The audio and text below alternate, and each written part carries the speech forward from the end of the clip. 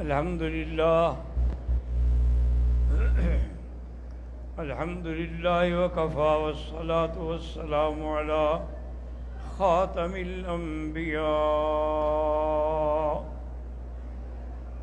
سيدنا وحبيبنا محمد المصطفى وعلى آله المجتبى وأصحابه النجبى. اللهم صل على سيدنا محمد النبي الأمي الهاشمي وعلى آله وأصحابه نجوم الهدى. أما بعد فقد قال الله تبارك وتعالى في القرآن المجيد والفرقان الحميد: أعوذ بالله من الشيطان الرجيم. بسم الله الرحمن الرحيم. فلا وربك لا يؤمنون حتى يحكموك فيما شجر بينهم ثم لا يجدوا في أنفسهم حرجا مما قضيت ويسلموا تسليما. صدق الله العظيم. قال النبي صلى الله عليه وسلم: لو كان بعدي نبي لكان عمر، أو كما قال رسول الله صلى الله عليه وسلم. صدق الله العلي العظيم وصدق رسوله النبي الكريم، ونحن على ذلك لمن الشاهدين ومن الشاكرين، والحمد لله رب العالمين. موضوع الدرس فضائل سیدنا عمر رضی اللہ تعالیٰ عنہ. برادران اسلام، الحمدللہ کل کے درس میں سیدنا ابو بکر رضی اللہ تعالیٰ عنہ کے بارے میں نے مختصراً کچھ گزارشات کی تھی، اور آج کا درس جو ہے اس کا موضوع سیدنا عمر رضی اللہ تعالیٰ عنہ ہے.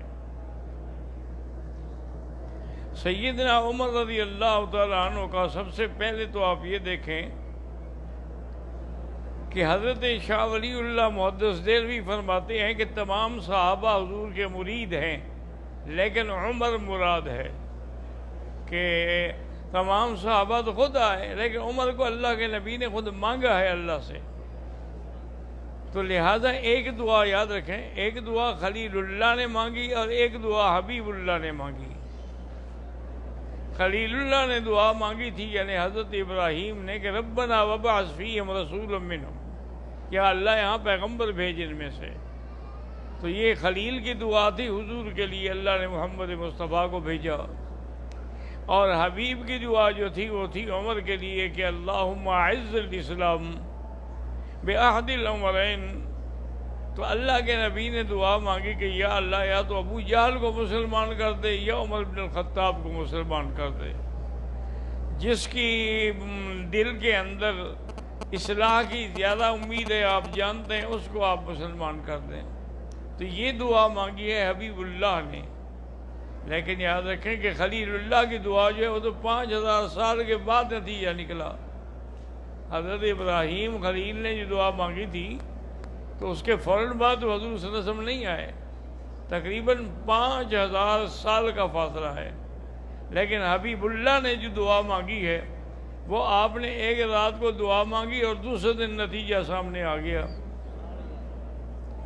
ابو جہل بیٹھا تھا حرم میں اور اپنی جماعت کو بھی اکٹھے کیے ہوئے تھا، اور اس نے اسی میں اعلان کیا کہ جو آدمی اللہ کے نبی محمد مصطفیٰ صلی اللہ علیہ وسلم کو شہید کر دے، میں اس کو 100 اونٹ دوں گا.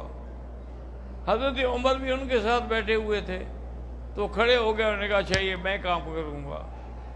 حضرت عمر رضی اللہ تعالیٰ عنہ گھر گئے اور اپنے مسلح ہو کر تیر کمان تلوار اٹھائی، جو زمانے کا اسلحہ تھا، اٹھا کے باہر نکلے تو آگے بنو زہرہ کا ایک آدمی ملا آپ کو۔ اس نے پوچھا کہ عمر کہاں جا رہے ہو؟ انہوں نے کہا بھائی بس آج میں جا رہا ہوں کہ یا تو مکے میں رہوں گا یا حضور محمد مصطفیٰ رہیں گے۔ میں اس لیے جا رہا ہوں کہ آج آپ پر حملہ کروں گا اور آپ کو شہید کروں گا۔ اس نے کہا بات سنو، اللہ کے نبی سے تو جھگڑا بعد میں کرنا، تمہارے تو گھر میں اسلام آ چکا ہے، تمہاری بہن مسلمان ہو گئی ہے، تمہارا بہنوئی مسلمان ہو چکا ہے، پہلے تم ان کو تو ٹھیک کرو، پھر اللہ کے نبی کا مقابلہ کرنا جا کے۔ اس نے کہا یہ کیسے ہو سکتا ہے؟ اس نے کہا میں آپ کو بتا رہا، پتہ کر لیں۔ حضرت عمر بجائے ادھر حضور کی طرف جانے کے سیدھا بہن کے گھر کی طرف آئے تو آواز آ رہی تھی، کھڑے ہو گئے دروازے پر، سنتے رہے، سمجھ کچھ نہ آیا۔ اصل اندر جو ہے وہ بیوی قرآن پڑھ رہی تھی حضرت خباب سے، اور آپ کا خامن جو ہے بہنوئی حضرت عمر کا سعید، وہ بھی موجود تھا۔ دروازہ کھٹکھٹ آیا تو حضرت خباب تو چھپ گئے، لیکن بیوی نے دروازہ کھولا تو اس نے کہا میں کیا سنا ہے میں نے کہ آپ لوگ مسلمان ہو گئے؟ انہوں نے کہا ہم بالکل مسلمان ہو گئے۔ عمر غصے میں آ گیا اور اس نے مارنا شروع کیا۔ سب سے پہلے تو اس نے اپنی بہن کو مارا، اتنا مارا کہ وہ بیچاری بے ہوش ہو گئی، اور اس کے بعد اپنے بہنوئی کو بھی مارا۔ لیکن جب آپ کی بہن کو ہوش آیا تو اس نے کہا عمر دیکھو، تم اگر خطاب کے بیٹے ہو تو میرے رگوں میں بھی تو اسی باپ کا خون ہے، تم مجھے ٹکڑے ٹکڑے کر ڈالو، لیکن میں اللہ کے نبی کا دین نہیں چھوڑ سکتی۔ میں نے کلمہ پڑھ لیا ہے تو اب میں اسی پہ قائم رہوں گی۔ حضرت عمر حیران ہو گئے کہ میں نے اتنا مارا ہے، اس کے باوجود بھی یہ اس بات کو نہیں چھوڑتی۔ تو اس نے کہا مجھے بتاؤ تو صحیح وہ ہے کیا پڑھ رہے تھے تم؟ انہوں نے کہا ہم اللہ کا قرآن ہی پڑھ رہے تھے، اور کیا پڑھ رہے تھے؟ انہوں نے کہا پھر مجھے تو قرآن میں بھی پڑھتا ہوں۔ انہوں نے کہا نہیں، ان لگا سن، تم پلید ہو، کافر پلید ہوتا ہے، میں پلید کے ہاتھ میں اللہ کا پاک قرآن کیسے دے دوں؟ لا یمسہ الا المطہرون، اس کو پاک ہاتھ لگا سکتے ہیں۔ تو حضرت عمر نے جا کے غسل کیا۔ غسل کرنے کے بعد بہن نے وہ جن کاغذات مبارک پہ قرآن لکھا ہوا تھا وہ دے دیے۔ اب حضرت عمر نے پڑھنا شروع کیا تو اس پر یہ آیات کی ابتدا، طٰہٰ مَا أَنزَلْنَا عَلَيْكَ الْقُرْآنَ لِتَشْقَىٰ إِلَّا تَذْكِرَةً لِمَن يَخْشَىٰ۔ قرآن کی آیات تھی۔ حضرت عمر نے جب پڑھنا شروع کیا تو ان کے دل پہ ایسا اثر ہوا کہ اس نے اپنی بہن سے کہا کہ اچھا مجھے یہ بتاؤ کہ اللہ کے نبی اس وقت کہاں ہوں گے؟ انہوں نے کہا تم کیوں پوچھتے ہو؟ کہا بس میں جانا چاہتا ہوں، جیسے تم لوگوں نے اسلام قبول کیا ہے میں بھی اسلام لانا چاہتا ہوں۔ انہوں نے کہا اس وقت آپ دار ارقم میں ہوں گے؟ انہوں نے کہا ٹھیک ہے۔ تو حضرت عمر چل پڑے، دار ارقم پہ آئے، کنڈی کھٹکھٹائی تو اس وقت صحابہ بھی موجود تھے، تو کچھ صحابہ اٹھے دو چار، انہوں نے دیکھا کہ حضرت عمر کھڑے ہیں لیکن اسلحہ ساتھ ہے، تیر و کمان ساتھ ہیں، نیزے ساتھ ہیں، ہر چیز ساتھ پکڑی ہوئی ہے۔ تو انہوں نے جا کے کہا کہ حضور عمر دروازے پہ کھڑا ہے لیکن ہے مسلح، کہ حضرت حمزہ بیٹھے ہوئے تھے رضی اللہ تعالیٰ عنہ۔ انہوں نے کہا اگر مسلح ہے تو کیا ہے، کھول دو دروازہ۔ مکے کے اندر کوئی ایک ماں نے صرف بہادر حضرت عمر کو پیدا کیا ہے، ہم بھی اس کا کہا اس کی نیت ٹھیک ہے تو ٹھیک ہے، نہیں تو انشاءاللہ عمر کی گردن ہوگی اور حمزہ کی تلوار ہوگی۔ تو دروازہ کھولا، اس کی جب نظر پڑی حضور صلی اللہ علیہ وسلم کے چہرے مبارک پر، فقط نگاہ سے ہوتا ہے فیصلہ دل کا۔ بس وہ تو ایک ہی نظر میں دیوانہ ہو گیا نا جی، اس کے آنسو نکل آئے، رونے لگ گیا۔ حضور نے پوچھا کیوں آئے ہو؟ اس نے کہا یا رسول اللہ ابسط یدک یا رسول اللہ لکی اسلم، آپ ہاتھ بڑھائیں میں مسلمان ہونا چاہتا ہوں۔ حضور صلی اللہ علیہ وسلم نے کلمہ پڑھایا تو بی بی فرماتی ہیں کہ فکبر من فی البیت، جو لوگ وہاں موجود سب نے تکبیر کہی، اور اسی اثنا میں جبریل علیہ السلام بھی اترے۔ انہوں نے آگے کہا کہ یا محمد صلی اللہ علیہ وسلم، استبشر اہل السماء باسلام عمر، عمر کے اسلام لانے سے آج آسمان والے بھی خوشیاں منا رہے ہیں، آج ملائکہ بھی خوش ہو رہے ہیں۔ جیسے زمین پہ خوشی ہے ایسے آسمانوں میں بھی خوشی ہے کہ حضرت عمر اسلام لے آئے ہیں۔ تو حضرت عمر رضی اللہ تعالیٰ عنہ اسلام لانے کے بعد جب نماز کا وقت قریب آیا تو اس نے عرض کیا کہ یا رسول اللہ، کیا یہ بات ٹھیک نہیں کہ ہم حق پر ہیں اور مشرکین مکہ جو ہیں وہ باطل پہ ہیں؟ انہوں نے کہا کہ ہاں بالکل۔ تو انہوں نے کہا یہ کیا بات ہے کہ ہم دار ارقم میں چھپ کے نماز پڑھیں اور وہ اللہ کے کعبے میں کھلے ہو کے عبادت کریں؟ حضور آپ ایسا کریں کہ آپ چلیں، ایک طرف میں ہوں گا ایک طرف حمزہ ہوگا، آپ درمیان میں ہوں گے، ہم دیکھتے ہیں کہ کون مکے کا آدمی ایسا ہے جو ہمارے ہاتھوں کو روک سکے، اپنی ماؤں کو اپنے بچوں کو یتیم بنا سکے۔ تو حضرت عمر لے کر حضور صلی اللہ علیہ وسلم کو تشریف لے آئے اور آ کر اللہ کے کعبے میں کھڑا کیا، اور کھل کر یعنی پہلی دفعہ اللہ کا دروازہ جو کھلا ہے وہ حضرت عمر نے آ کے کھولا ہے، اور جماعت کے ساتھ جو نماز ہوئی ہے تو وہ حضرت عمر کے اسلام لانے کے بعد ہوئی۔ اسی لیے حضرت عبداللہ ابن مسعود رضی اللہ تعالیٰ عنہ فرماتے تھے کہ اسلام عمر فتحا و ہجرتہ نصرا و جہادہ رحمن، کہ عمر کا اسلام لانا جو ہے دروازہ کھول دیا، اور آپ نے جب ہجرت کی تو اللہ نے فتوحات کے دروازے کھول دیے، اور آپ جب حاکم بنے ہیں تو اس وقت آپ نے عدل و انصاف کی انتہا کر دی، اور اللہ کی مخلوق پر بے انتہا رحمتیں ہوتی رہیں۔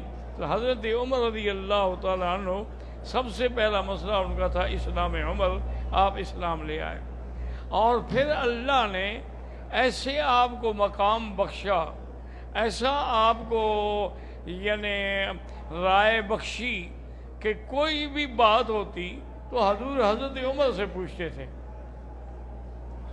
اب جب دروازہ کھل گیا، طواف کر کے فارغ ہوئے تو حضور نے صحابہ سے مشورہ کیا کہ بھئی پہلے تو ہم ڈر کے مارے کہیں طواف کیا، کہیں 2 رکعت پڑھی، کہیں اب ہم 2 رکعت کھل کے پڑھیں گے تو لیکن کہاں پڑھیں؟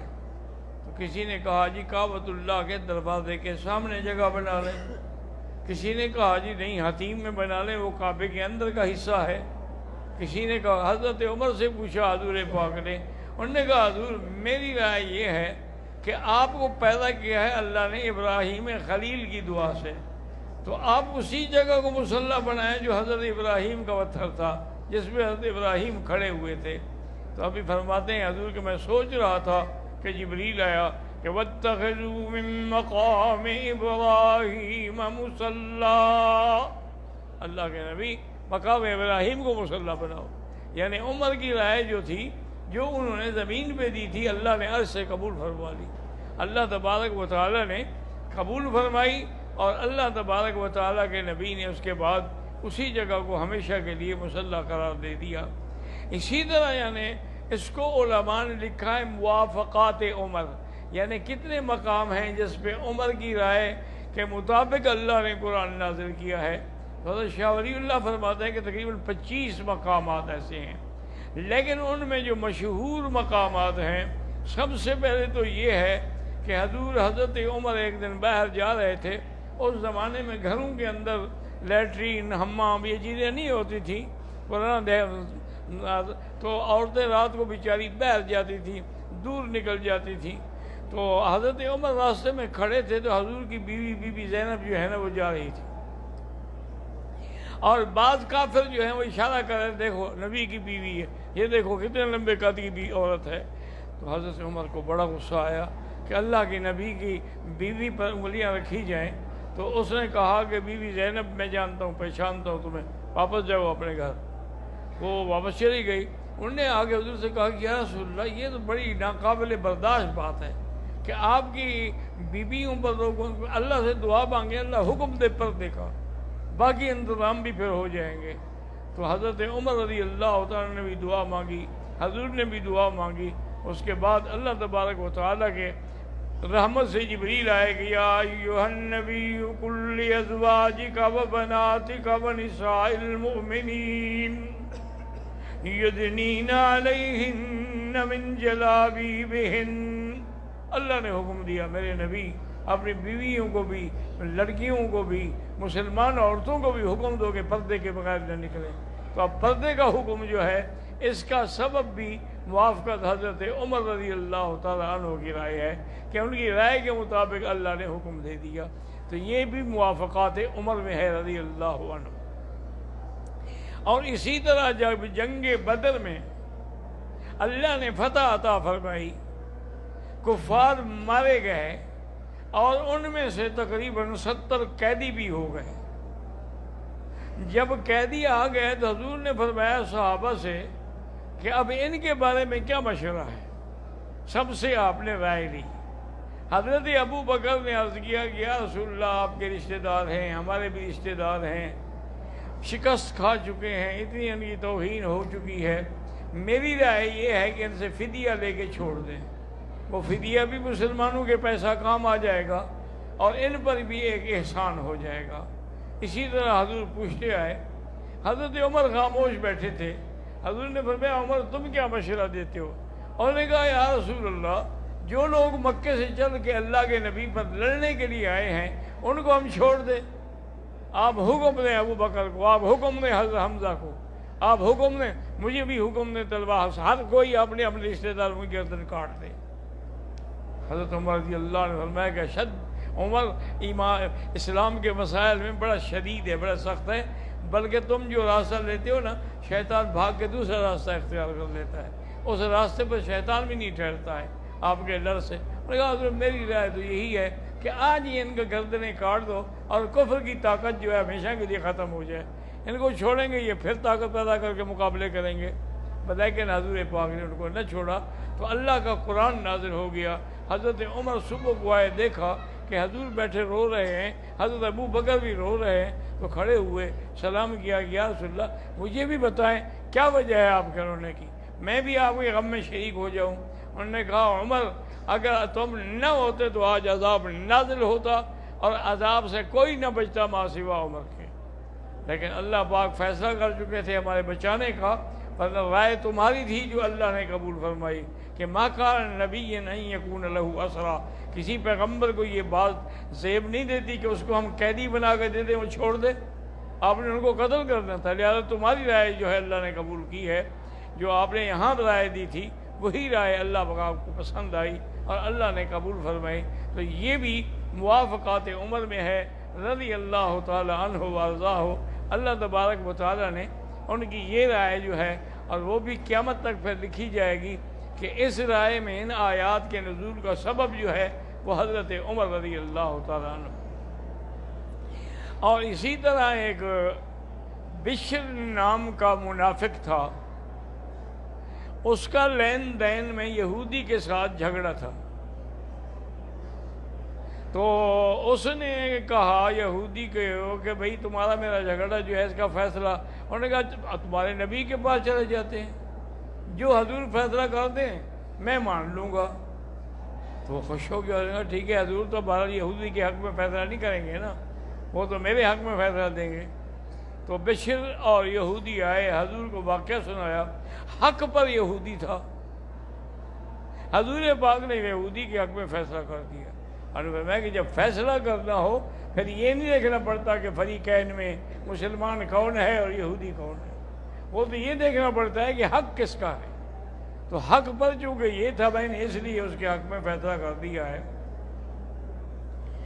وہ وہاں سے اٹھ کے چل پڑے تو وہ یہودی دوبارہ کہنے لگا، اپنا منافق جو تھا بشر کہنے لگا یار حضور نے بات اچھی طرح میرے خیال میں سنی نہیں، اگر سنتے اچھی طرح تو میرے حق میں فیصلہ ہو، چلو عمر کے پاس چلتے ہیں۔ اب بشر کا خیال یہ تھا کہ عمر تو چونکہ کافروں کے خلاف ہے شدید، اور وہ یہودیوں کے ساتھ بہت بڑی سخت لڑائی ہے اس کی، تو وہ ہمارے حق میں فیصلہ کرے گا۔ وہاں آئے حضرت عمر رضی اللہ تعالیٰ عنہ گھر سے باہر تشریف لائے، تو اس نے بتایا کہ جی یہ حضور کے پاس مجھے لے گیا، انہوں نے فیصلہ میرے حق میں کر دیا ہے، اب یہ حضور کا فیصلہ بھی نہیں مانتا تو میں کیا کروں؟ کہا کہ حضرت عمر سے فیصلہ کراتے ہیں۔ تو میں نے کہا چلو میں بھی چلتا ہوں عمر کے فیصلے کے لیے۔ انہوں نے کہا آپ ٹھہر جاؤ، تو ادھر ٹھہر ابھی فیصلہ کرتا ہوں۔ حضرت عمر گھر گئے، گھر جانے کے بعد تلوار آتے ہی منافق کی گردن اڑا دی۔ انہوں نے کہا میرے پاس پھر یہی فیصلہ ہے جو میرے مدنی دلدار کا فیصلہ نہ مانے عمر کی تلوار فیصلہ کرے گی۔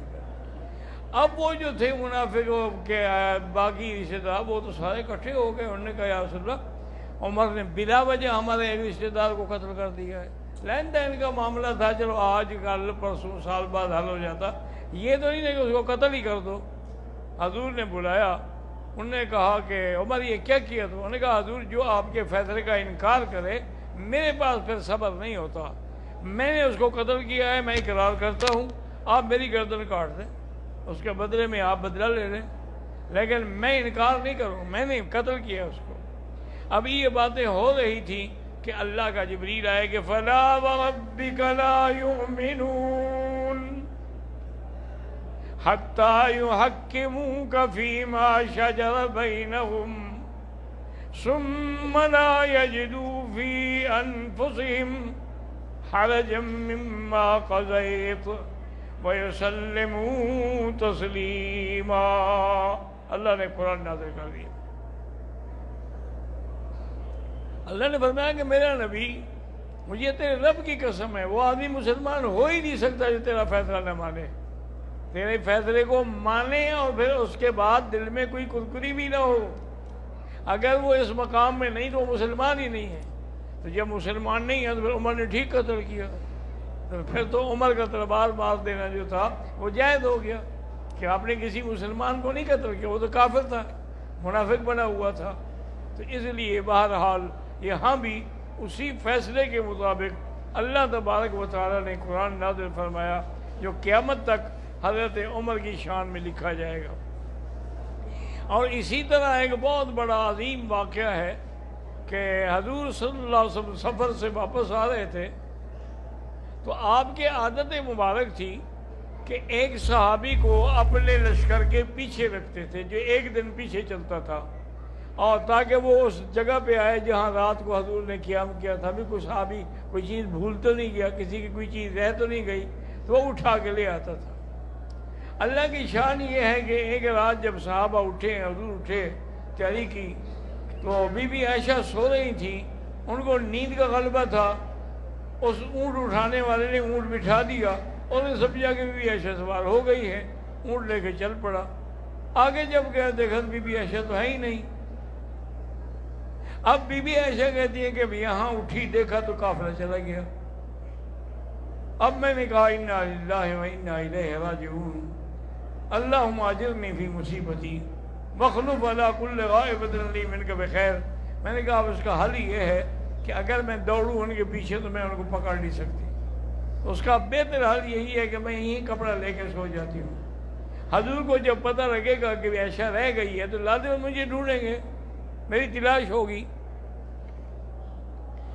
اب میں کہ وہ کپڑا لے گئی تو صحابی جو تھے نا وہ آئے، جو پیچھے رہ کے آتے تھے، وہ جب آئے وہ کہتے ہیں کہ میں نے دیکھا کہ کوئی آدمی سو رہا ہے، میں نے آگے جب کپڑا ہٹایا میں نے انا للہ، بی بی عائشہ ہے، کیونکہ وہ بچپن سے جانتے تھے ان کو، تو میں نے پھر جلدی سے اپنا منہ پھیر لیا اور اونٹ کو بٹھا دیا اور کہا کہ بی بی آپ اونٹ پہ سوار ہو جائیں پھر ہم چلیں گے۔ تو کہتی ہے بی بی عائشہ کہتے ہیں واللہ خدا کی قسم اس کے بعد اس نے مجھ پہ نظر ہی نہیں ڈالی، میں خود ہی اونٹ پہ سوار ہو جاتی تھی، جب سوار ہو جاتی تھی تو اونٹ آگے لے کے چل پڑتا تھا۔ تو اسی طرح چلتے چلتے وہ حضور کے قافلے تک پہنچا، لیکن دشمنوں کو موقع مل گیا۔ عبداللہ ابن ابی جیسا رئیس المنافقین بھی ساتھ تھا، اور دیکھا اب یہ کیسے ہو سکتا ہے کہ ایک جوان عورت ہو، جوان مرد ہو، انہوں نے کچھ بھی نہیں کیا، اس کا مطلب ہے بی بی عائشہ نے خود اپنے آپ کو روکا تھا اس بندے کے لیے۔ نعوذ باللہ۔ حضور صلی اللہ علیہ وسلم کو سن کے بڑی تکلیف ہوئی، بہرحال قافلے کو حکم دیا کہ چلو، واپس مدینہ شریف آ گئے۔ لیکن بی بی عائشہ کہتی ہے مجھے کوئی پتہ نہیں تھا کہ کیا وجہ ہے کہ اب حضور کا وہ التفات جو تھا نا میرے سے وہ نہیں رہا۔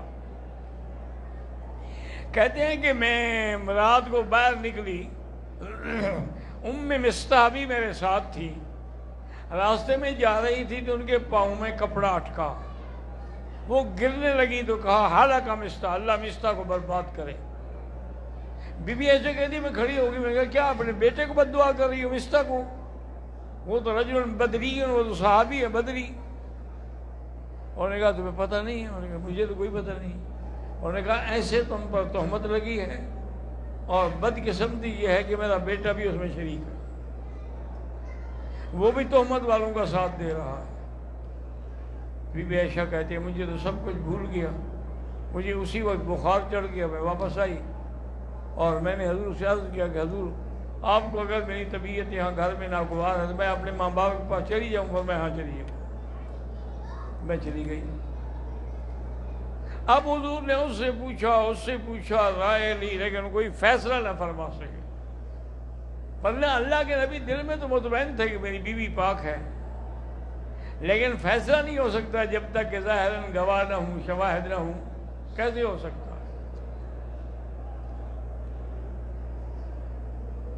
اس کے بعد وہ کہتے ہیں جناب حضرت عمر نے کہا کہ حضور نے مجھے بلایا، حضور نے مجھے بلایا اور کہا کہ عمر میں تم سے بی بی عائشہ کے بارے میں بات کرنا چاہتا ہوں۔